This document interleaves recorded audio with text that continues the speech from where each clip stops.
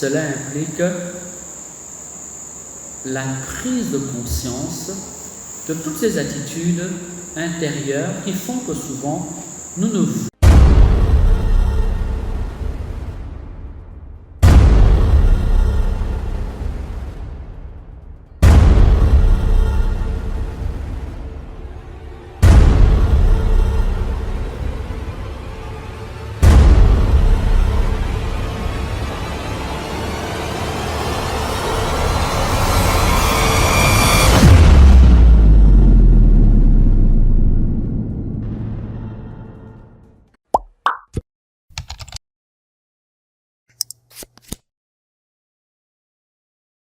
Seigneur notre Père, inspire-nous,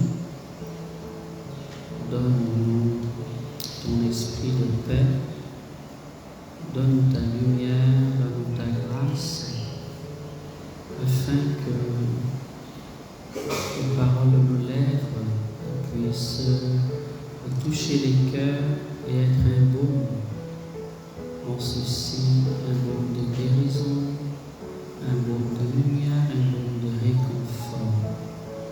Seigneur, sans toi, nous ne sommes capables d'aucun bien. Nous en appelons à l'assistance, à la guidance de ton Esprit Saint. Viens de quatre vents, Esprit de lumière, viens Esprit de sagesse, de vie, de force. Viens Esprit qui est notre secours, Esprit qui est notre consolateur, notre paraclet. Sois en nous, sois au milieu de nous, sois avec nous, et que par toi les cœurs soient visités et affermis. Béni sois-tu, Seigneur notre Dieu. Bien-aimés, soyez les bienvenus. Nous allons faire un pas de plus. C'est un thème d'une très grande richesse. Je pense que nous allons le reprendre et mieux nous organiser pour le déployer.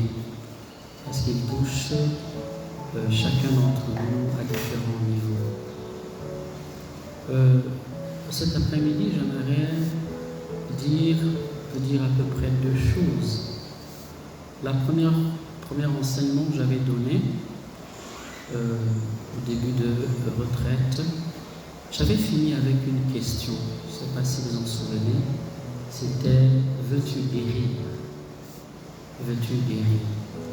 J'ai laissé cette question ouverte. Je ne sais pas si les autres intervenants l'ont approfondie ou pas. Peu importe, je reviens à cette question. Veux-tu guérir? Veux-tu guérir? Et je vous avais laissé pressentir qu'en fait, cette question n'est pas anodine. Quand le Seigneur pose cette question à un malade, c'est qu'elle a du sens. C'est que le Seigneur sait que parfois, dans notre vie, nous sommes nous-mêmes le problème, ou en tout cas, l'une des parties du problème. Et donc, une des parties de la solution à notre mal, à notre souffrance, vient de nous. Les rapports que Dieu établit entre nous et nous sont des rapports d'alliance. On parle d'alliance. Quand on parle d'alliance, c'est qu'il y a une forme de partenariat, c'est qu'il y a une association, il y a une coopération. C'est au moins deux personnes ou deux parties qui acceptent de regarder ensemble vers la même direction. Amen. Voilà. Comme l'a dit une très grande figure de la foi, je pense que c'est Saint Augustin, Dieu qui nous a créés sans nous ne nous recrée pas, ne nous sauve pas sans nous. Il nous a créés sans nous, mais pour qu'il nous sauve, il a besoin de notre, il a besoin de notre coopération, il a besoin de notre adhésion de foi. Vous voyez donc qu'au principe même d'une vie de foi, il y a une forme de coopération, une forme de don de soi.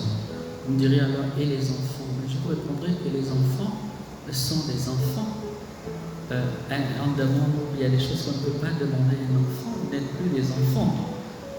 Alors pourquoi baptiser les enfants? Eh bien parce que la vie est donnée gratuitement à un enfant. Elle lui est donnée gratuitement et la vie de la grâce lui est donnée par l'entremise du oui, donc de la foi, de la voix, de la confession de foi de ses parents. Jamais l'Église ne baptise un enfant sans que les parents soient interrogés, sans qu'on leur ait demandé est-ce qu'ils acceptent d'être la voix qui confesse la foi pour leurs enfants. Parce que vos enfants sont en quelque sorte votre propriété. Vous en répondez ici-bas comme dans les lieux célestes tant qu'ils n'ont pas acquis la majorité nécessaire, la maturité nécessaire pour prendre en main leur liberté et donc pour assumer leur propre choix. Voilà, on fait des choix pour un enfant parce que ça équivaut à un stade de sa croissance, mais vous n'êtes pas des enfants. Donc, ce serait une belle excuse, une fausse excuse, une belle fausse excuse que de penser que nous allons être guéris sans qu'il y ait une démarche, un mouvement de notre part. Veux-tu guérir? La question, on peut donc l'inscrire quelque part dans, on peut dire, la collaboration que nous avons apportée à la foi, à notre intimité, à notre salut en Jésus-Christ. Amen. Merci. Veux-tu guérir? Oui, répond quelqu'un un peu activement. Alors, cette réponse engage de ta part, on peut dire au moins deux processus. Un premier processus, c'est peut-être un premier processus, on peut dire, de connaissance de toi-même. Parce que pour répondre à cette question, le oui des lèvres ne suffit pas. Il faut vouloir porter au divin médecin les faiblesses de notre âme, les blessures de notre âme, les lui porter. Il faudrait que nous, et pour les lui porter, nous devons en prendre conscience. Nous devons être conscients de ce que nous souffrons en profondeur. Il nous est facile d'identifier un mal physique. Tu as une plaie au pied, ça se ressent tout de suite parce que tu auras du mal à marcher. Tu as pris un coup au dos, eh bien, tout de suite, tu vas te tordre de douleur, n'est-ce pas? Et quand il s'agit des blessures de l'âme, c'est un peu plus délicat. Okay? Nous avons moins de distance par rapport à celle-ci, et donc moins de connaissance, moins de conscience de nos traumatismes intérieurs. Bien sûr, il y a les grands traumatismes. Ok, je ne sais pas, tu es sorti un soir, des gens t'ont agressé, ils t'ont braqué, tu sors de là, tu es traumatisé, désormais dès qu'il y a un bruit de voiture derrière toi, tu as peur, ok? On peut appeler ça un grand traumatisme. Ça laisse une empreinte, enfin une blessure dans ton âme qui va engendrer la peur et une forme de sentiment permanent d'insécurité. Il y a donc des blessures comme ça, on peut dire, issues de trauma, de traumatisme, dont nous avons une certaine conscience. Mais quand il s'agit, par exemple, des traumatismes de l'enfance, de la petite enfance, la plupart du temps, c'est tellement vieux et ancré en nous que ça fait corps avec nous. Amen. Je me souviens parfois des séances de guérison, de prières de guérison, où une personne est guérie, et puis quand elle me témoigne, dit non, je n'avais même jamais demandé à Dieu de me guérir de cette maladie. C'est que nous pouvons nous habituer à certaines maladies de notre vie. C'est-à-dire que le mal fait tellement corps avec nous, il est tellement là que nous pensons que nous l'avons normalisé. Okay? Il a été intégré dans notre personnalité. Donc, pour nous, c'est en quelque sorte normal. Amen. En quelque sorte normal. Ici, ça me permet de donner un témoignage un peu éloigné. Okay. Vous avez par exemple des gens qui naissent avec une espèce de faculté de voir le monde invisible, surtout les enfants. Il est là, l'enfant voit des choses qui se passent, ok, et l'enfant n'est pas conscient que ce qu'il voit là, tout le monde ne le voit pas. Jusqu'à ce qu'un jour dit, mais tu racontes quoi, tais-toi, tu racontes quoi, tais-toi. Et c'est un moment de l'enfant se rend compte qu'en fait, il a accès à des informations que tous ceux qui sont autour de lui ne perçoivent pas. Vous voyez, pour l'enfant c'est naturel. Enfin, pour ce type d'enfant-là, ça peut être naturel. J'ai dit que l'exemple est un peu éloigné. Je vais donner un exemple éloigné. Amen. Alors, pour nos blessures intérieures, il y a parfois ce mécanisme-là. Elles sont si anciennes, elles sont si vieilles, qu'elles font corps avec notre vie. Et il n'est pas toujours évident d'en être conscient. J'aimerais donner un exemple un peu plus médical. Le premier était un peu éloigné, celui-ci sera un peu plus médical et un peu plus physique. Il y a des gens, par exemple, ils ont eu un traumatisme à la petite enfance, on les a opérés, on a mis un fer dans le corps. Vous connaissez, il y a des accidentés comme ça. On opère aux mains un fer dans l'os pour que l'os se refasse, et parfois on prévoit que après 2 ans ou 3 ans on va opérer pour retirer le fer. Et puis entre-temps, la personne retrouve sa mobilité, ok, elle vit avec ça, peut-être par faute de moyens, manque de vigilance, la personne continue sa vie tranquillement. Et elle arrive à oublier qu'elle a un éclat ou une barre de fer ou une vis dans la jambe. Ça fait corps avec, vous comprenez? Voilà. Mais si un jour, par exemple, la personne a fait une radiographie ou bien elle passe un contrôle de, comment on appelle ça, scanner dans un aéroport, ça commence à sonner, vous comprenez, non? Et la personne elle se rend compte, ah tiens, elle a... Vous comprenez, non? Alors, qu'est-ce que je veux dire? Je veux dire que dire oui, je veux guérir, c'est entrer aussi dans une forme de connaissance de soi-même. Voilà. Prendre conscience, on peut dire, des traumas, des traumatismes qui nous habitent, de ces blessures cachées que nous avons plus ou moins enfouies, enterrées, de ces blessures intérieures dont nous ne percevons plus, la gravité. Ah bon, toi tu t'es toujours comporté de telle manière, mais tu n'es pas conscient. Par contre, tu as légitimé. Ah non, mais je suis né comme ça, c'est mon caractère, de toute façon on est comme ça. Mais ce n'est pas parce que tu es comme ça que c'est normal. Il se pourrait qu'à la base de ton comportement, il y ait justement comme une écharde, une blessure. Et tu t'es adapté ou suradapté pour que la vie continue. Amen. Donc quand je veux guérir, on peut dire l'implication qui suit après, c'est la connaissance de soi, la découverte de soi. Parce que en fait, ces blessures qui font corps avec nous, je renvoie aux images que je viens de donner, j'espère qu'elles sont assez claires pour que vous perceviez la réalité des choses. Ok? Voilà. C'est exactement la même sur le plan spirituel. Ok? Ça fait corps avec nous, tellement corps avec nous. Et pour moi, ça renvoie à l'histoire de la poudre qui est dans ton œil. Tu vas comprendre? Chaque fois que je réfléchis à ces questions, je pense à la question de Jésus. Toi, tu vois la paille qui est dans l'œil, mais tu ne vois pas la poudre. Comment une poudre peut dans ton œil? Ok? C'est qu'il y a en nous des choses qui font corps avec nous et qui font partie plus ou moins de notre colonne vertébrale intérieure, qui ont donc qui tiennent et soutenent notre tempérament, mais qui sont des choses tellement grosses qu'on n'est même plus conscient de ça. On ne les voit pas.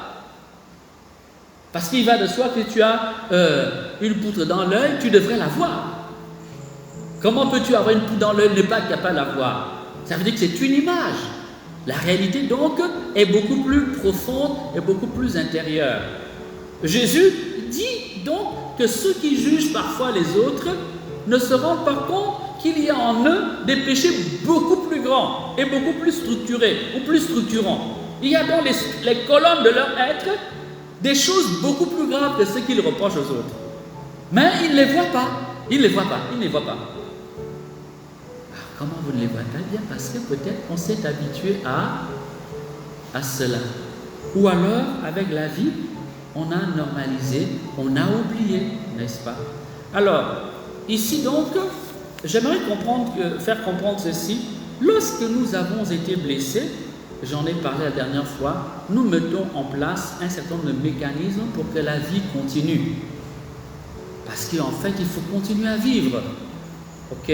C'est donc des attitudes souvent, on peut dire, à la base positives. On veut vivre. Mais en voulant vivre, chacun se bat comme il peut. Voilà. Alors, il y a donc un certain nombre de mécanismes. Je ne vais pas les épuiser. On pourrait revenir dessus dans un enseignement un peu plus approfondi. Là, j'improvise un peu. Ok, mais il serait intéressant qu'on revienne dessus. Il peut y avoir donc comme attitude de l'esprit qui nous empêche d'avoir accès justement à ces poutres cachées, donc à ces blessures de notre cœur que nous avons normalisées, un certain nombre d'attitudes que nous avons développées. Par exemple, une des attitudes, ça peut être, on va appeler ça l'euphémisme. C'est-à-dire que nous avons un défaut, nous avons eu un comportement et nous avons appris à l'adoucir. Nous l'avons tellement adouci qu'il est devenu, on peut dire, plus ou moins normal. Je m'explique. L'être humain, par exemple, pour éviter de trop souffrir d'une certaine culpabilité ou de l'accusation même de la société, l'être humain aura tendance à, on peut dire, à arrondir les angles de ses fautes. Est-ce que c'est un peu clair? On va donner dans le langage, les habitudes langagières, certaines attitudes, ok, qui sont tout à fait courantes. Vous savez, si tu parles d'avortement, c'est assez violent, non? Tu parles d'homicide ou infanticide, c'est encore plus violent, non? Si tu parles d'IVG, le langage est plus soft. Ok, tout le monde ne comprend pas. Vous voyez, non? Donc c'est un peu ce processus-là. Ça veut dire que parfois, on a une attitude et dans notre monde intérieur, même dans notre manière de nous comporter et de nommer la chose, nous l'avons arrondi. Ok? Nous l'avons arrondi. Je vais donner un exemple qui ne concerne pas directement, quoique le domaine des péchés, comment dire, des blessures intérieures. C'est la personne qui va à l'adoration, à la confessionnale, qui dit: pardonnez-moi mon Père, parce que j'ai péché, j'ai commis l'impureté. C'est facile de dire j'ai commis l'impureté, mais de quelle impureté parles-tu? Comprenez, non? La personne arrondit. Elle sait que le mot impureté est un mot passe-partout. J'ai dit impureté, ok, mais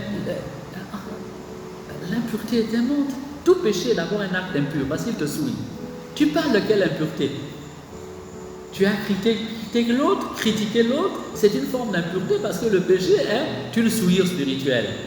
Mais entre l'adultère, la pédophilie, l'homosexualité, la sodomie, les partouzes, est-ce que ce n'est pas des mondes de péché? Vous dites j'ai commis l'impureté. Mais si c'est une partouze, est-ce que vous voyez, est-ce que c'est la même chose? Est-ce que ça a le même poids? C'est ça l'euphémisme. Ça veut dire que nous allons adoucir. Mais du coup, en fait, nous nous cachons à nous-mêmes la vérité. Ok? Au lieu de nommer nos blessures, au lieu de nommer nos souffrances. Et quand Jésus dit, est-ce que tu veux guérir? C'est tout cela. Est-ce que tu es prêt à venir à la lumière? Est-ce que tu es prêt à assumer les conséquences de ton péché? Est-ce que tu es prêt à reconnaître que tu es malade? Parce que venir à la lumière fait partie de la thérapie. Et ici, je ne parle pas simplement du domaine de la foi. Ceux ici qui ont fait des études universitaires, même en classe terminale, on apprend ça. On a entendu parler de la psychanalyse freudienne ou jungienne, n'est-ce pas? Une partie de la thérapie consiste à faire revenir à la lumière tout ce que la personne a refoulé dans le monde intérieur. Parfois ça ne suffit pas, ou pour ne pas dire souvent ça ne suffit pas, mais c'est quand même important, c'est quand même libérateur. Ce mécanisme-là, les enfants le connaissent. Quand un enfant fait une bêtise, il a envie de dire ce qu'il a fait. Il devient gentil, il joue avec maman. Maman, est-ce que tu m'aimes? Est-ce que... Ok. Mais en fait, l'enfant a envie de dire qu'il a fait quelque chose de mauvais. Ok. Voilà. Donc, le cœur de l'homme, même celui d'un adulte, connaît le même mécanisme, le même appel, la même exigence de vérité. Mais souvent, à un moment donné, on a peur de la vérité parce qu'on a peur d'être rejeté, on a peur d'être condamné, on a peur d'être mis au banc de la société. Nous arrivons donc à avoir par rapport à nos fautes une attitude d'euphémisme. Nous adoucissons les choses. Ok, tu as un sale caractère, tu vas dire non, je suis un homme de caractère. Ok? Voyez? Dire que je suis un homme de caractère, c'est positif, hein? Dire que tu as un sale caractère, c'est autre chose.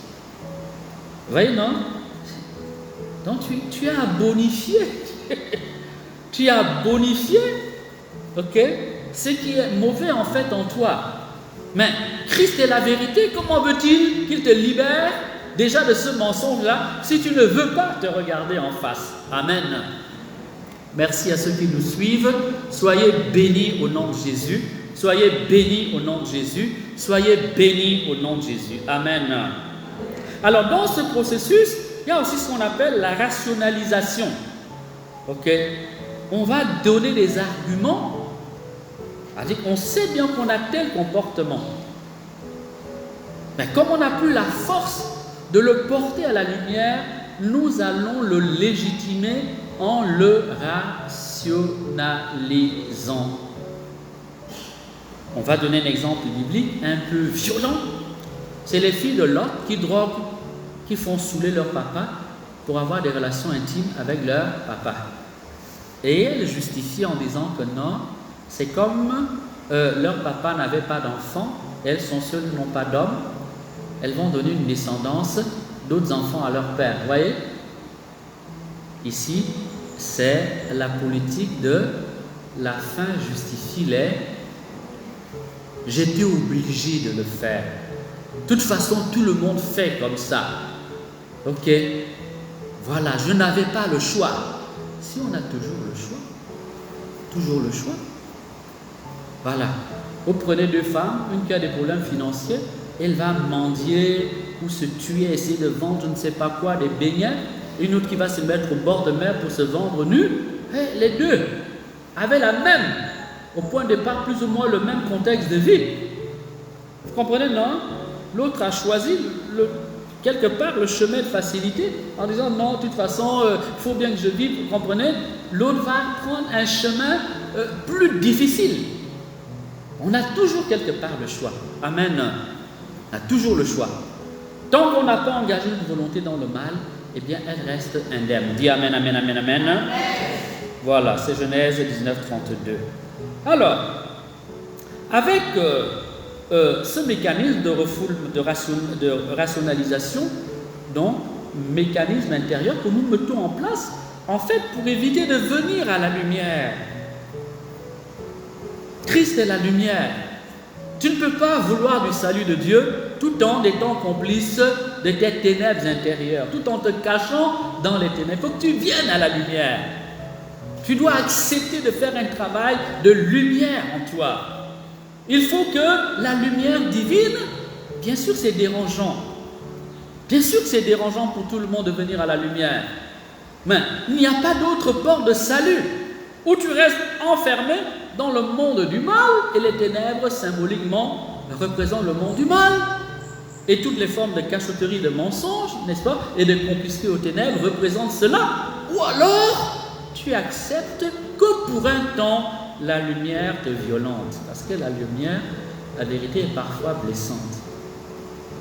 Amen. Je vais reprendre l'image du pied que l'on a opéré. On a introduit un fer dedans. Il faut repartir au bloc opératoire, réouvrir, réextraire le fer, et donc pendant quelque temps, tu pourrais boitiller, tu pourrais revivre une autre rééducation, n'est-ce pas? C'est tout un processus. Non, je me sens à l'aise avec ça. De toute façon, n'allons pas déranger. Eh bien, tu pourrais t'exposer à des conséquences graves ultérieurement, ou alors tu mourras avec cela. Bon, sur le plan du corps, peut-être que c'est acceptable, parce que le corps, vous pouvez m'excuser, il sera jeté quelque part dans le trou d'un cimetière. Ça va? Mais notre âme, c'est la seule chose que nous avons en fait. Tu es ton âme. Le corps est la manifestation de ton âme. Ok? Que tu le veuilles ou pas, tu devras t'en défaire. Donc le fer là, il restera dans le cimetière. Mais ton âme, libéré de tout ce qu'il a caché. Parce que le corps cache un peu ce qu'est notre âme. Comment tu vas la présenter devant la lumière avec toutes tes saletés? Et tu espères que tu entreras au ciel comme ça? C'est pas possible. Hein? Et il ne faut même pas que ce soit possible. Vous savez les amis, je dis bien, il ne faut même pas que ce soit possible. Parce qu'ici, sur la terre, si vous avez la chance de vivre 80 ans, 90 ans, l'espérance de vie au Gabon est à peu près 57 ans, entre 55 et 57 ans, ça va? Je vous annonce quelque chose, hein? Voilà, si vous avez la chance, 80 ans, pour les plus persévérants, endurants, peut-être 90 ans, 100 ans, mais à 100 ans déjà, vous voyez l'état du visage, non? Et des genoux et tout le reste, avec la vie et la médecine, l'état de la médecine chez nous, vous savez ce que ça veut dire? Voilà, mais au ciel, nous allons vivre éternellement. Donc imagine que chacun amène ses barres de fer, ses lèvres au ciel. Imaginez que nous allons reproduire en pire le royaume céleste. C'est pour ça qu'il n'est pas bon qu'on entre là-bas comme ça. Et Dieu ne le permettra pas. Amen. Je vais sortir de mon propos, d'où l'invention théologique du purgatoire. Le purgatoire est un état nécessaire où, à l'article de la mort, Dieu te purifie instantanément et te dit à toi, comme le voleur converti à la croix, tu rentres avec moi aujourd'hui même ou ce soir au paradis. C'est un coup de grâce, une grâce entre guillemets présidentielle. Dieu en a les moyens, ok? Ou alors Dieu va devoir te permet d'entrer dans un processus de purification plus ou moins lent pour que ton âme rentre au ciel dans les meilleures dispositions nécessaires. Entendre qu'il y a des oreilles pour entendre. Entendre qu'il y a des oreilles pour entendre.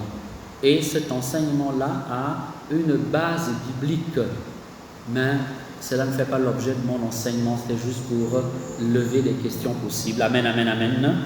Il y a aussi donc lié à la rationalisation et l'euphémisme ce qu'on appelle la projection. Ici, de quoi parlons-nous? Les termes peuvent être polysémiques. Les termes peuvent avoir différentes significations. Ici, ce que je parle, quand je parle de projection, il s'agit de quoi? Il s'agit souvent de notre habitude à nous défaire de notre culpabilité pour la faire porter aux autres. Ça va? De toute façon, ce n'est pas de ma faute. Je n'ai pas choisi ma famille. Mais quand vous prenez deux enfants qui ont eu le même papa, la même maman, qui ont eu les mêmes moyens, les mêmes éducations, vous verrez qu'ils n'évoluent pas de la même manière. C'est que chacun reçoit quelque chose des siens et on peut dire développe sa propre persona. Même quand vous prenez des jumeaux ou des jumelles, vous allez vous rendre compte que c'est pareil. Ils auront la même voix, peut-être la même mimique, mais dans la manière d'évoluer, chacun retient quelque chose et développe quelque chose qui lui est tout à fait personnel. Dis Amen.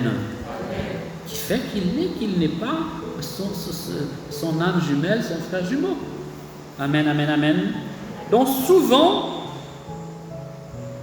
au lieu de venir à la lumière, au lieu de porter notre misère devant Dieu, au lieu d'aller au divin médecin, le Christ est le thérapeute, le médecin des âmes et des corps.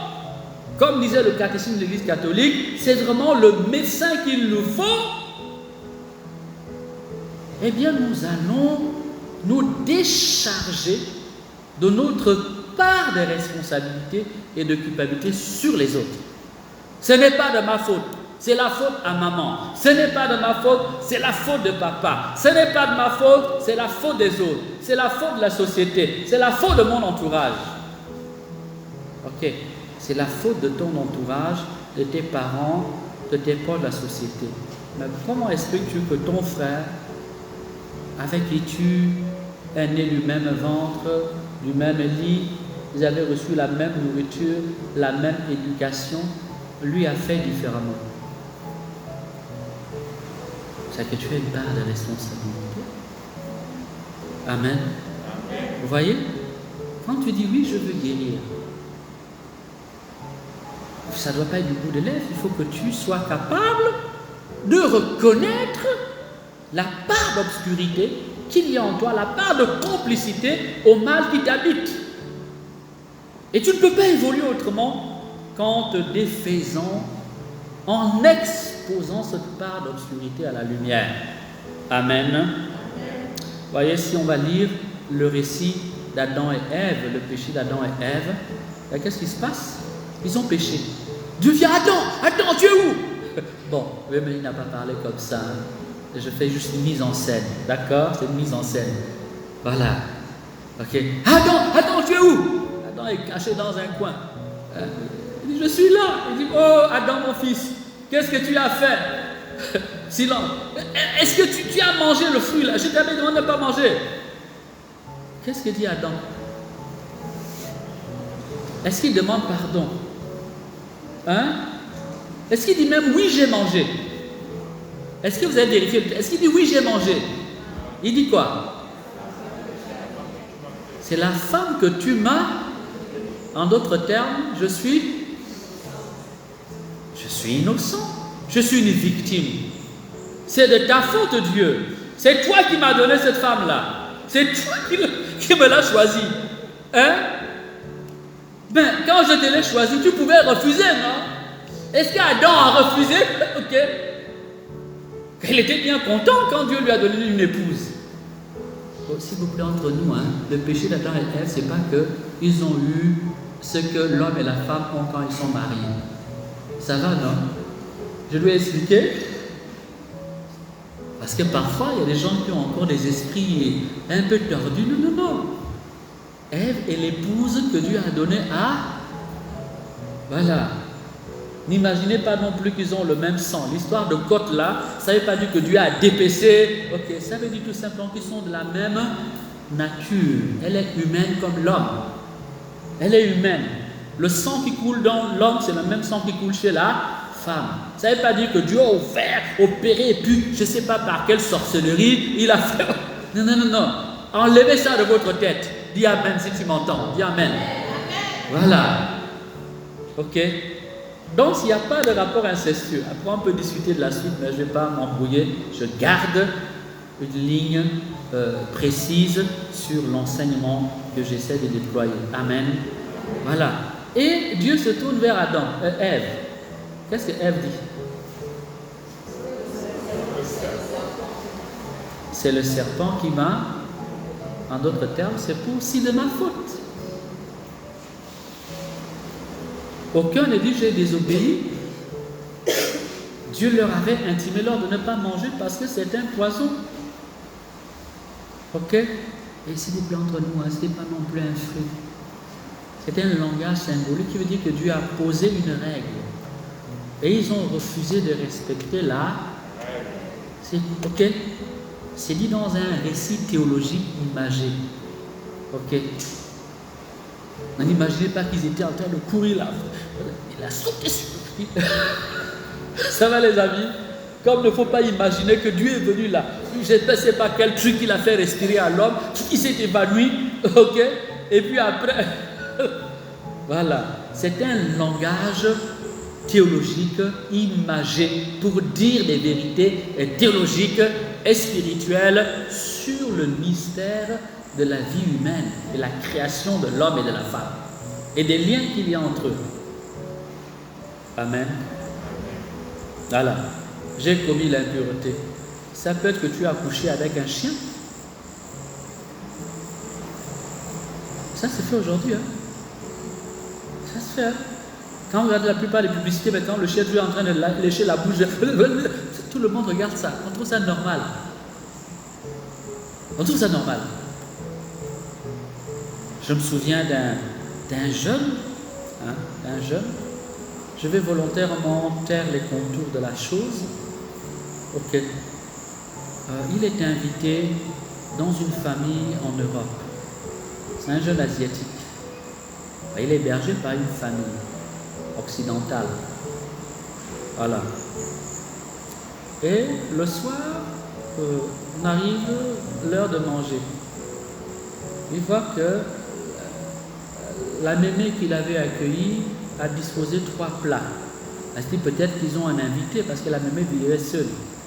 Il y a un plat pour lui, un plat pour l'ami, sa tante, il y aura un invité. Et puis, au moment du repas, c'est un chien qui vient, fait venir son chien, fait asseoir son chien. Ça va? Mettez-vous dans la tête d'un Asiatique habitué à manger le chien. Ça va? Elle dit non, moi, chez moi, je ne peux pas manger à table avec le chien. Un chien, c'est un chien. Ça va? Bon, c'était pour vous faire rire, j'ai pas réussi, ça n'a pas marché. Ça n'a pas marché. Okay. Voilà, ça n'a pas marché. Ok. Voilà. Vous avez compris? Donc, parfois, nous pouvons atténuer. C'est une petite blague. Hein? Non, histoire vraie, hein? Histoire vraie. Parce que je connais la personne. Ok. En tout cas, la personne qui a été entre guillemets victime. Ça va, les amis? Voilà. Donc, souvent, nous avons facilement tendance à nous déresponsabiliser au détriment des autres. Vous voyez même les petits-enfants, ils font une bêtise, il y a un qui va dire que c'est l'autre. Alors, c'est quand même curieux, la nature humaine. Ok? Et ça, c'est l'héritage du péché originel, cette espèce d'inclination rapide et facile au mal. Ok. Amen. Bon, j'espère qu'il n'y a pas de gens ici. Ne levez pas la main. Hein? Voilà. Quand vous allez écouter les couples qui se battent là, c'est rare de rencontrer un couple qui dit, un des partenaires, un des conjoints dit non, c'est ma faute. C'est toujours la faute à l'autre. Hein? Bon, mais si vous allez me pardonner, hein, envoyez des cœurs et des pouces. Ne vous énervez pas, ce que je vais dire, nuancez-le. C'est une petite provocation. Habituellement, la femme n'a jamais tort. Je n'ai rien dit. C'était une blague, c'était juste pour vous faire rire. Hein? C'était juste pour vous faire rire. Voilà. Ça va? Oh, je vois des gens qui commencent à s'énerver là. Ils tiennent pas en place. Mais le père était un misogyne. J'ai averti que c'était une boutade. C'était pour vous embêter. Vous comprenez, non? Ça va, les amis? Est-ce que ça va? Ce n'était qu'une boutade. En revenant, j'étais en train de dire ceci, que quand vous écoutez un couple, la femme vous demande, et rarement elle me dit non, c'est de ma faute mon père. Je sais que je me suis mal comporté. C'est toujours du ping-pong. Non, la faute c'est à lui, la faute c'est à moi. Ah, ok, non, c'est pas moi, c'est elle. Vous comprenez, non? Voyez? Mais comment voulez-vous construire votre foyer et votre vie avec un tel comportement? Vous allez détruire votre foyer. Vous allez détruire ce que vous tentez de construire. Mais imaginez que dans une vie de couple, chacun soit capable de reconnaître ses erreurs. Ça implique aussi la capacité à demander pardon à l'autre. C'est pas ça. Ça évite déjà beaucoup de bavardage. Même s'il y a des gens qui aiment bavarder. C'est-à-dire même quand tu as demandé pardon, et il t'a même déjà pardonné, continue quand même à bavarder. Continue à bavarder. Ça va? Je ne vise personne. Hein? Il n'a visé personne. Des gens comme ça. C'est-à-dire que tu lui as demandé pardon, il t'a pardonné, mais il va quand même continuer. La radio va commenter, c'est-à-dire même que parfois même met la radio à fond. Vous voulez que je mette le volume est suffisant, le message est passé. Quand votre enfant a demandé pardon, s'il faut lui donner une pénitence, une punition adaptée, mesurée, intelligente, et que l'enfant a accompli, ne revenez pas dessus. Pourquoi je boue même?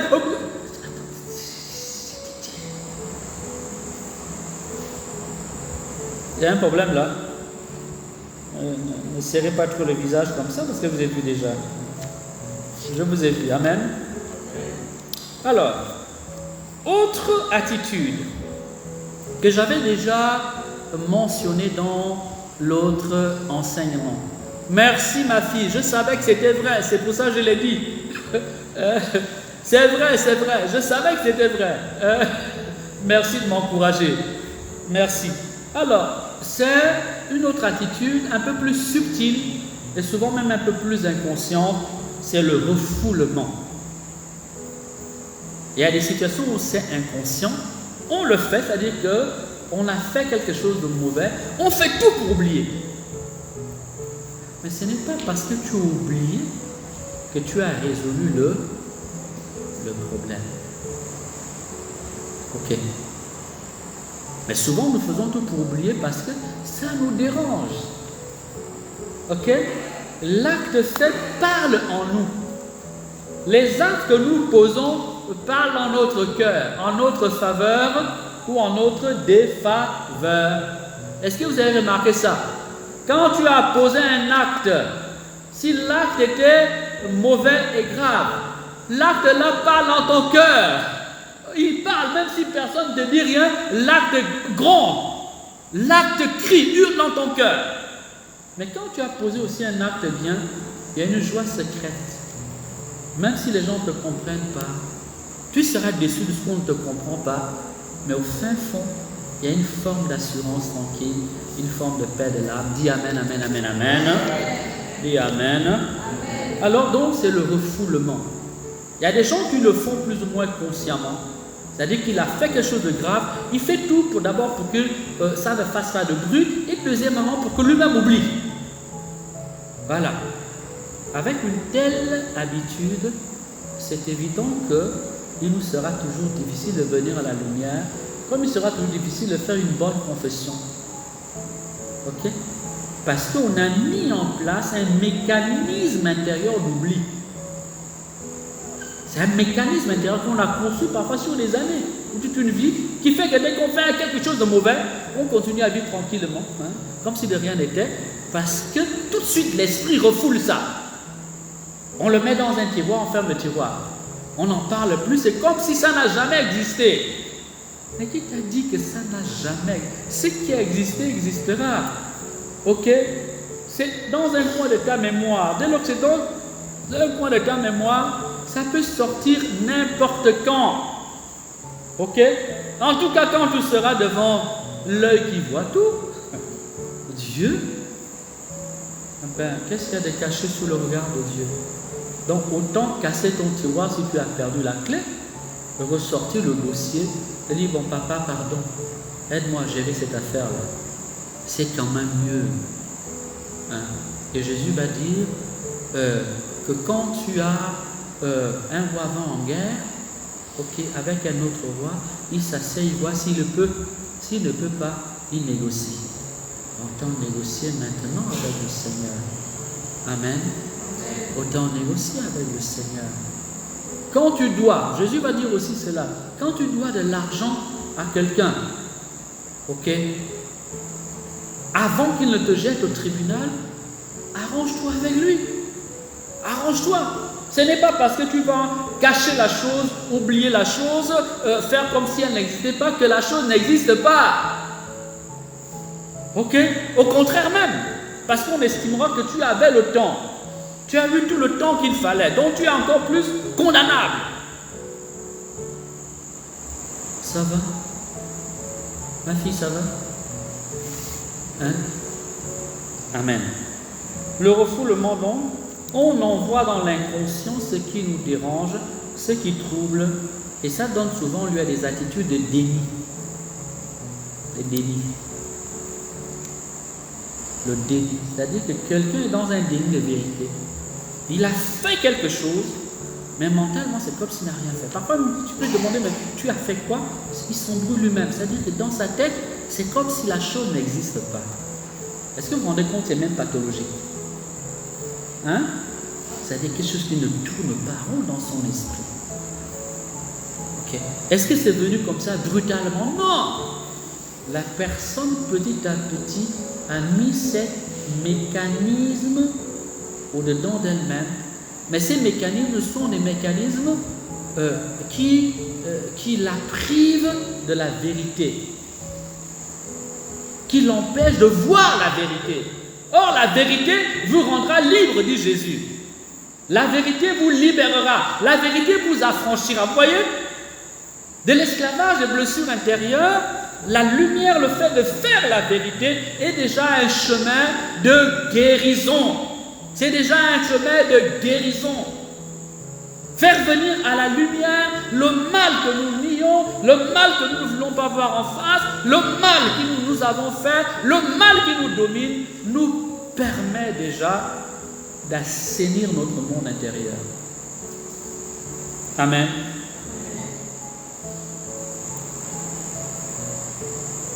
Dans le récit de la femme samaritaine,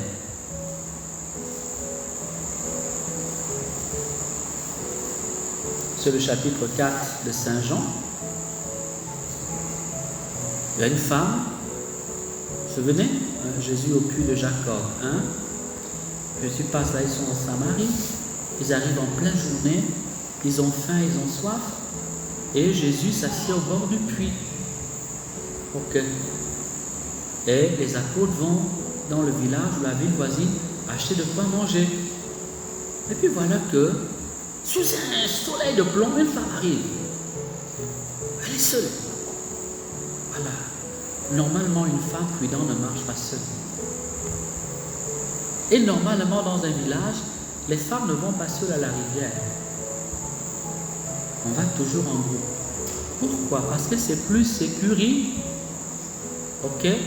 Et parce que dans un monde communautariste, on vit ensemble. Vous verrez, les femmes vont en plantation pas seules. Il y a des éléphants, il y a des buffles, il y a des panthères. Donc, à plusieurs, on est toujours un peu plus fort. Voilà. Quand tu vas seul à la rivière, il y a aussi des brigands. Un brigand peut te violer ou t'enlever. Autrefois, il y avait des enlèvements, les coupeurs de roue, les enlèvements dans les villages. Donc, on n'y va pas seul. Cette femme vient en pleine journée seule. Il n'y a pas quelqu'un à la rentrée que juste qui est là. Ça va? Si on est un peu psychologue, on comprend quelque chose qui n'est pas. Parce qu'en fait, ce n'est pas la bonne heure pour aller puiser aussi l'eau sous le soleil. Il vaut mieux aller tôt le matin ou le soir, n'est-ce pas? Là, Jésus, mes femmes, pardon, j'ai soif. Donne-moi de l'eau. Est-ce que tu peux me donner de l'eau? Vous connaissez la réponse de la femme? Oh, des pouces, des cœurs, partagez. N'hésitez pas à liker, envoyez un petit mot pour dire que vous êtes connectés. La femme dit, non, vous, entre les Samaritains et nous, il n'y a pas de relation. Voilà, pas de mariage, pas de parole. Vous nous prenez pour des païens, vous prenez pour voilà, les hommes du ciel, les hommes de Dieu, le peuple de Dieu. Donc pourquoi tu me demandes de l'eau? Je dis, mais si tu savais avec ceux qui te demandent, c'est toi qui me demandes de l'eau. Je dis, comment ça? Tu n'as même pas un seau à lancer au fond pour tirer de l'eau en bas là-bas. Si tu pouvais tomber, toi, aller chercher, tu m'aurais donné déjà, tu aurais bu, tu n'aurais même pas eu besoin de m'attendre. Il dit, mais la suite c'est quoi? Aidez-moi. Comment? Waouh! J'ai pas compris? Là, Jésus m'a dit, bon, non. Aidez-moi, s'il vous plaît. Waouh! Aidez-moi, c'est quoi le texte? Vous ne connaissez pas le texte? Donc Jésus lui a dit, si tu savais le c'est lui qui a dit, ok, la suite des chants c'est quoi? Hein? Et il t'aurait donné c'est toi qui... Et que dit la femme? Et je boirai. Et qu'est-ce que lui dit Jésus? Allez-y, dans la Bible, waouh, allez-y, allez-y. Pourtant, on a lu ce texte la quantité de fois. Hein? La mémoire. Non, avant l'heure. Il y a l'histoire des 5 femmes. Est-ce que tu es prophète? Il dit, mais va chercher ton mari. Hein? La femme dit, mais je n'ai pas de mari. Et Jésus dit, mais tu as raison, pour une fois là, tu as raison. Voyez? Pour une fois là, tu as raison, femme. Parce que tu en as eu 5. Et celui avec qui tu vis n'aime même pas ton mari. Ça va. C'est peut-être la raison pour laquelle elle est seule. Peut-être qu'elle a pris le mari de quelqu'un dans le village. Ok? Ou peut-être qu'elle vit en concubinage et tout le monde la rejette. Ou elle se sent rejetée. Elle est obligée de raser les... Ça va. Jésus va faire la vérité. Est-ce que tu es prophète? Tu serais donc plus grand que... Amen. Jésus l'a fait venir à la vérité. Et à partir de là, Jésus va lui donner la parole de salut. À la fin du texte, la femme est tellement retournée qu'elle laisse ses seaux. Elle oublie même qu'elle est venue chercher de l'eau. Elle court au village, il va chercher tous les gens. Il dit, il y a un prophète, venez vite, venez, ok, tout le monde arrive. Amen. Qu'est-ce que je voulais souligner? C'est le fait que vouloir guérir ici, c'est aussi accepter que Jésus mette le doigt dans peut-être ce qui fait notre honte. Ce que nous cachons. Voyez, il y a des attitudes, cette femme-là, je vais peut-être extrapoler un peu, avait développé un certain comportement. Est-ce que c'était dû à ses 5 maris, à sa vie de... Peut-être. En tout cas, c'est la lecture que j'ose faire. Parce que vous comprenez, ce n'est pas normal qu'elle ait épuisé l'eau seule au village, qu'elle vienne en plein soleil. Cette femme-là, nécessairement, a un petit problème avec la société. Elle ne fait confiance à personne, certainement, n'est-ce pas? Certaines de nos souffrances, de nos blessures, nous poussent à développer des attitudes. Et parfois, derrière ces attitudes, je l'ai déjà dit, je le redis une fois de plus, se cachent des traumatismes ou des péchés. Dans le premier enseignement, je vous avais dit qu'il y a des péchés qui ont, sur le plan psychologique, un retentissement traumatisant, des péchés qui blessent psychologiquement. Ok.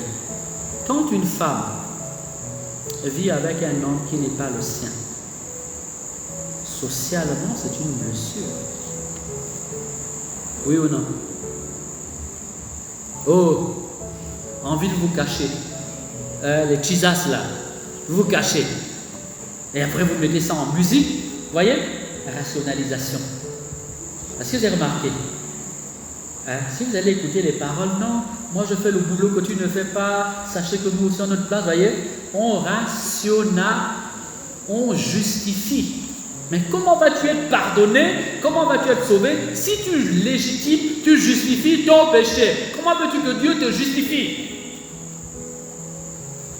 Et donc, Jésus va mettre le doigt où se trouve. Justement là, tu vivrais. Celui avec qui tu vis n'aime même pas ton mari. Si ce n'est pas son mari, c'est le mari de quelqu'un d'autre. Et du coup, on peut comprendre pourquoi elle est obligée de... Vous comprenez, non? Voilà.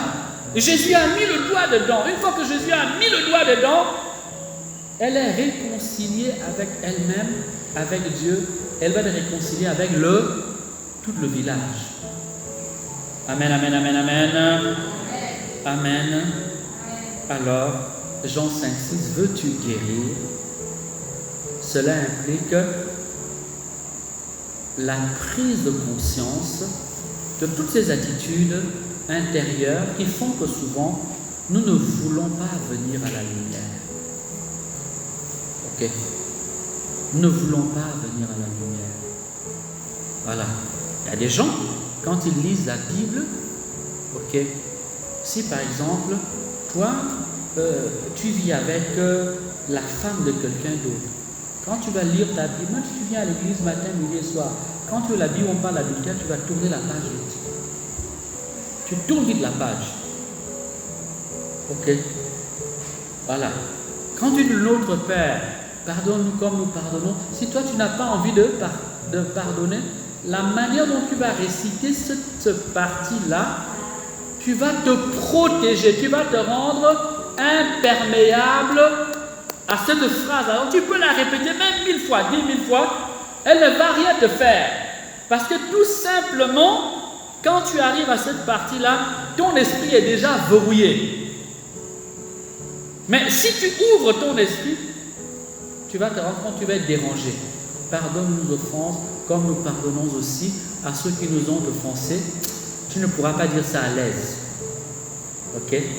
Parce que tout de suite, ça choque ton esprit et ça te fait comprendre que tu as besoin de pardonner. Si tu peux dire une telle phrase à l'aise, toutes les messes Notre Père, toutes les messes Notre Père, tous les chapelets Notre Père, tout, alors que toi, tu refuses de pardonner, c'est que, en fait, tu as mis, comment dire, un mur protecteur, ça va? Je vais utiliser notre expression que j'ai utilisée ici même. Tu as mis un gilet par parole de Dieu.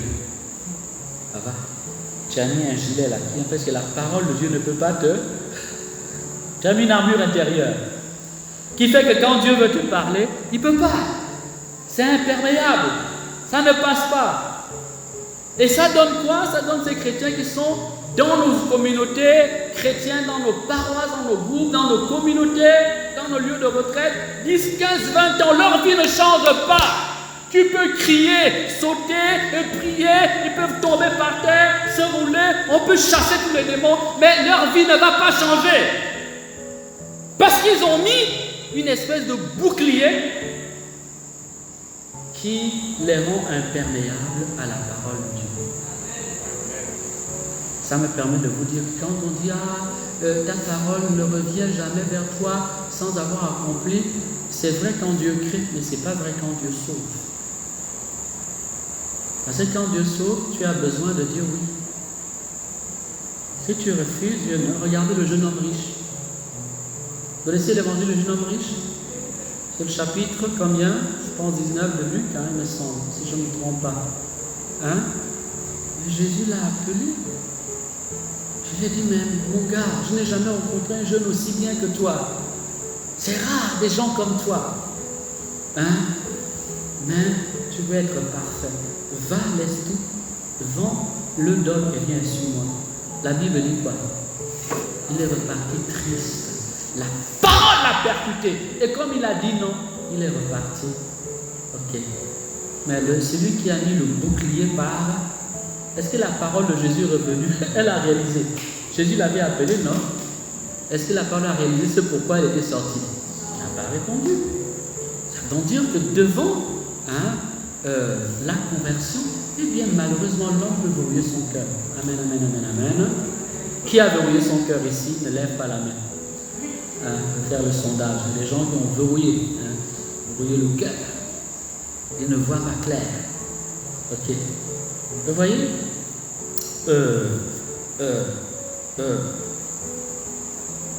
veux-tu guérir? Ça implique tout ce chemin intérieur. Tout ce chemin intérieur. Veux-tu guérir? Ça rejoint finalement ce qui est dit dans la parole de Dieu en Deutéronome 30, versets 15 et 16. Je mets devant toi le chemin de la vie et le chemin de la mort. Choisis la vie pour que tu vives. Choisis la vie. Choisis. À toi de faire. La vie t'avait imposé certains choix. La vie t'avait imposé certaines souffrances. Maintenant que tu as pris conscience que ce n'était pas la bonne manière de faire, Tu dois choisir de te reconstruire autrement. Amen. Tu dois choisir de rebâtir ta maison intérieure sur de vrais fondements, sur des vraies fondations. Tu dois choisir parfois que tu vas casser un mur qui a été mal fait pour l'arranger. Ça prend du temps, c'est exigeant, ça demande un certain savoir-faire. Amen, amen, amen, amen. Alors ce chemin-là, c'est aussi un chemin de pardon. Parce qu'à la base de nos blessures, il y a des blessures, c'est nous-mêmes. Hein? Mais souvent, ou très souvent, c'est les autres. Ok. Il n'y a pas de chemin de guérison intérieure sans un chemin de pardon. Pardon de soi, pardon de celui qui nous a blessés. Pardon de celui qui nous a blessés, c'est facile à comprendre. Pardon de soi, c'est un peu plus subtil. Okay? Parce qu'on se rend compte qu'on s'est rendu malheureux toute sa vie, on peut culpabiliser aussi. On a aussi besoin de se pardonner soi-même. Amen. Comme Dieu nous pardonne. Comme Dieu nous pardonne. Alléluia. Alléluia. Ainsi donc, à la loi de mort à laquelle nous avons nous-mêmes consenti, on peut dire sous la pression du monde ambiant, sous l'influence de la société, loi de mort nous rend plus ou moins soumis, nous devons choisir la loi de la vie. On m'invite, nous devons choisir la vie et combattre toutes les attitudes de notre cœur qui en réalité sont des attitudes qui nous fixent, qui nous lient à la mort, qui nous lie au mal. Amen, amen, amen. Ainsi donc, 2 Corinthiens 4, 16, notre homme intérieur va se renouveler jour après jour. Jour après jour, tu peux renaître de tes cendres. Jour après jour, les liens de la captivité des blessures intérieures, tu les feras tomber. Regardez bien. Hein. Ici, c'est Jean 11. Jean 11, c'est la résurrection de Lazare. Jésus ressuscite Lazare du tombeau. Et puis, c'est fini. Ça s'arrête là. La suite, c'est quoi? Quand Jésus l'a ressuscité, c'est quoi la suite? Délié. La résurrection a été instantanée. Lazare, lève-toi, sors de ton tombeau. Et le mort, soudain, était dehors. On ne sait pas comment il a fait, il est là. Et Jésus dit maintenant, déliez-le. Ça a pris du temps pour enlever les bandelettes. Ça va? Il a fallu on défait, on attache, on détache, on pose. On détache, on pose. On détache, on pose. Comme c'est un homme, on a dû aussi le mettre un peu à l'écart pour ne pas trop exposer quand même sa nudité devant tout le monde. Ok? Et charger les habits, le nettoyer. Vous comprenez, non? Donc parfois, beaucoup d'entre nous ont vraiment déjà donné leur vie à Jésus. Donc la vie de Dieu est en eux. Mais cette vie-là ne peut pas se déployer parce qu'elle est liée par toutes sortes de bandelettes mal ficelées. Ok? Elle est liée par toutes sortes de blessures qui ont mal cicatrisé et qui se sont infectées. Amen. Amen. Mes bien-aimés, voilà ce que je voulais vous partager ce soir en vous représentant une fois de plus mes excuses pour le contretemps accusé et dépendant de notre volonté. Que Dieu vous bénisse, que le Seigneur vous affermisse, que le Seigneur puisse vous rejoindre tout au long de cette retraite ouverte pour que vous fassiez ce chemin de guérison, de pacification, de purification intérieure. Amen, amen, amen. Amen, amen, amen. Voilà, je pense que j'en ai fini. Nous allons tout simplement prendre un petit chant et je vais répondre à quelques questions. Quelques questions et certaines préoccupations. Ensuite, on va faire la quête, rendre grâce au Seigneur et nous séparer pour demain après-midi. Amen. Alors, s'il y a des questions, je veux bien y répondre. On peut faire passer le micro.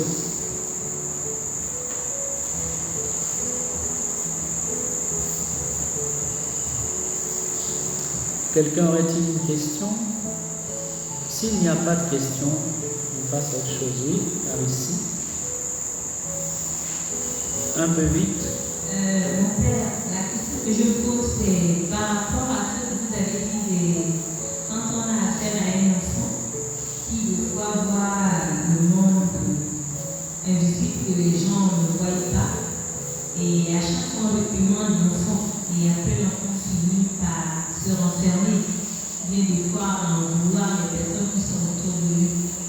Bon, avec ce genre d'enfant, qu'est-ce qu'on peut faire? Bon, c'est une bonne question, en même temps une question un peu, on peut dire un peu en dehors du thème qui est le nôtre. Hein. Quand j'avais donné cet exemple, j'ai dit que c'était un peu éloigné de notre propos, c'était juste pour qu'on comprenne ce que je voulais dire. Maintenant, il faut d'abord discerner la cause. Qu'est-ce qui fait que l'enfant, parce que c'est pas normal. Qu'est-ce qui fait que l'enfant voit? Ça vient de quoi? Est-ce que c'est un traumatisme? Est-ce qu'on a initié l'enfant dès le ventre de sa mère? Est-ce qu'on a initié l'enfant à la naissance? On a lavé, préparé l'enfant? Est-ce que quelqu'un tente d'initier à la sorcellerie? Vous comprenez, non? Une partie de la réponse est déjà le discernement. Et en fonction de ce discernement-là, on peut envisager une attitude ou une autre. Par exemple, si on se rend compte qu'en fait,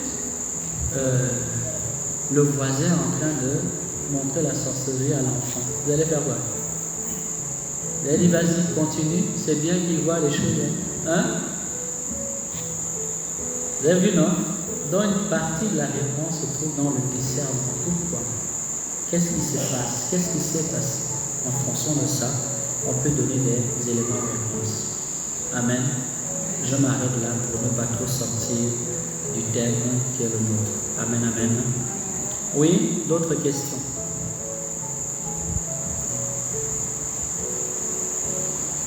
Oui? Une main ici devant. Il n'y a pas un deuxième micro. Faisons passer deux micros en même temps. Prends l'autre micro et voilà. Oui?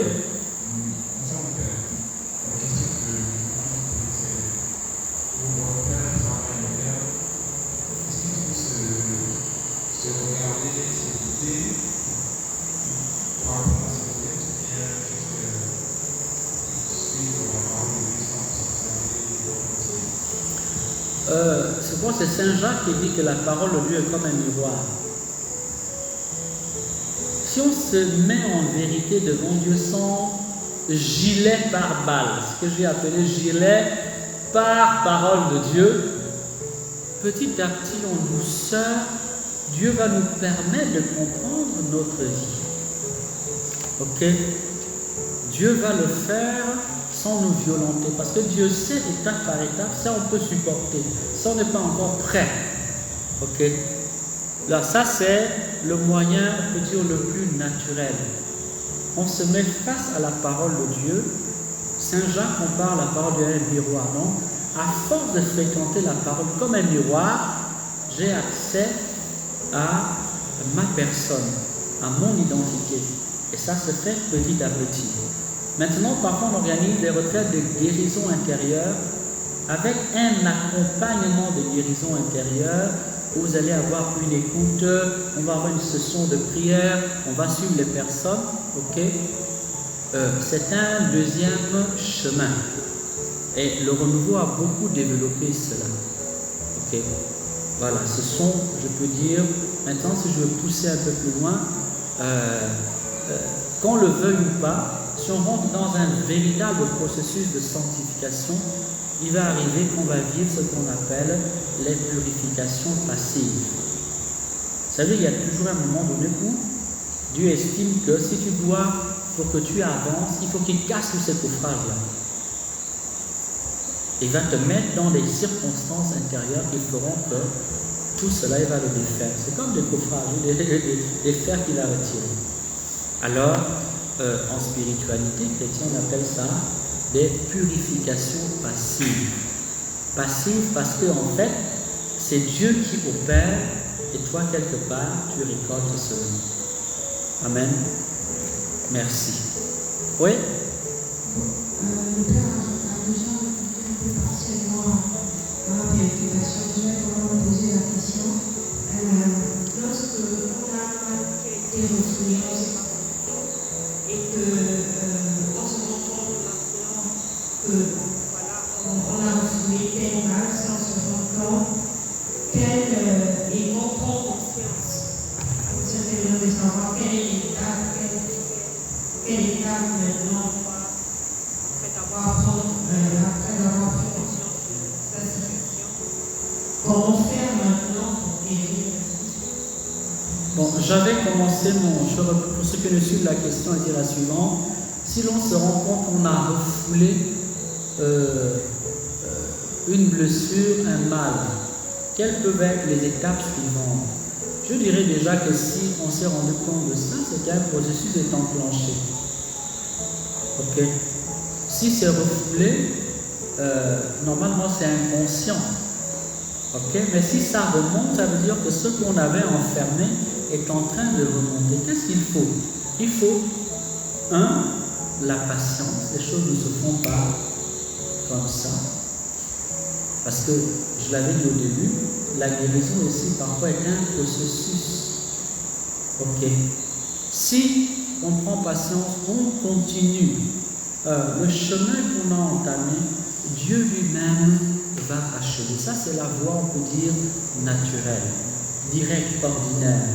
La seconde voie, c'est faire un cheminement d'accompagnement intérieur. Ça veut dire voir quelqu'un qui a les compétences qu'il faut, ou le charisme pour la question de la guérison intérieure, qui peut vous aider à travailler sur vous-même. Ok. Donc ça, moi j'appelle ça la voie un peu extraordinaire. La voie ordinaire, c'est que on continue de cheminer, puisque Dieu a fait remonter des choses, si on est docile, si on obéit, on se laisse faire par le Seigneur lui-même, il va continuer à travailler. Ça va se faire petit à petit, naturellement. Amen. Voilà. Merci. Une autre question? Faites passer le micro ici. Mon père, ma question est sur la demande du pardon. Sur la personne qui t'a fait du mal et que tu as pardonné, malgré le fait que tu viens de lui pardonner, mais la même personne continue à vouloir te faire le même mal, ou bien à te faire le même mal. Qu'est-ce qu'il faudrait faire? Il faut toujours continuer à le pardonner.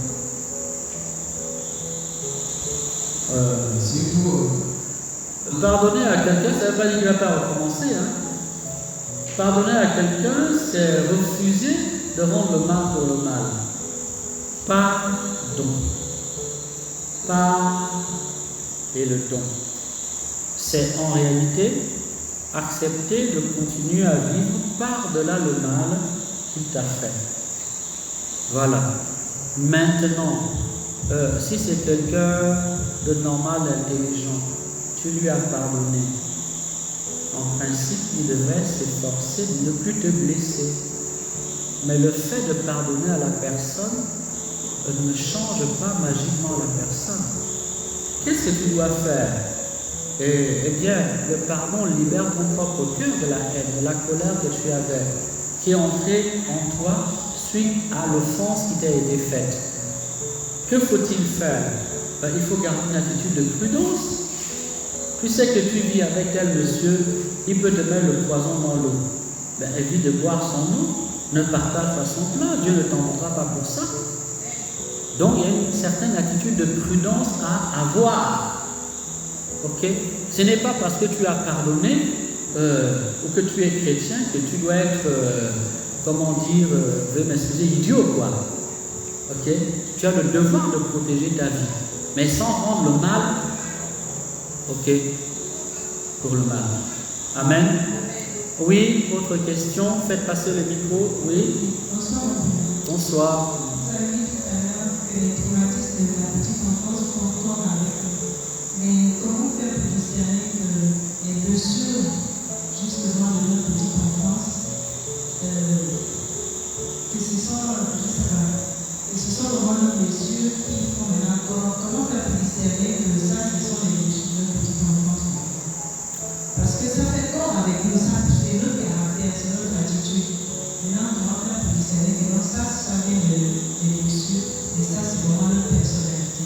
Parce que ça change notre personnalité. Comment faire pour savoir que là, c'est une blessure d'enfance? Il y a minimum 2 voies possibles. J'ai déjà répondu à la question, mais essayez de reconnecter tout ce que j'ai dit. Okay?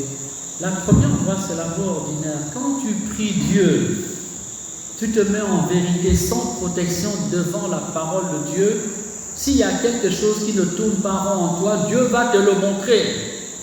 La parole de Dieu va taper dessus. À un moment donné, ça va